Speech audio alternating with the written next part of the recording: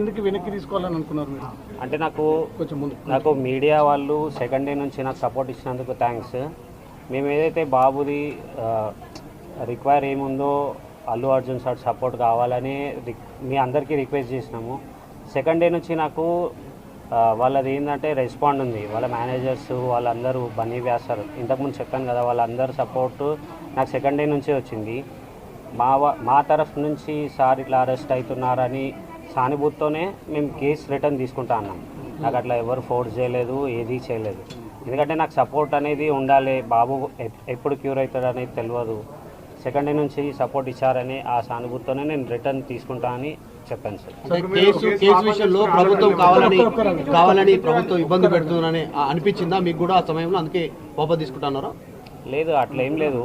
అది కేసు అనేది అరెస్ట్ అయిన తర్వాత గవర్నమెంట్ నుంచి అదంతా కంటిన్యూ అయింది కదా సార్. అదే రోజు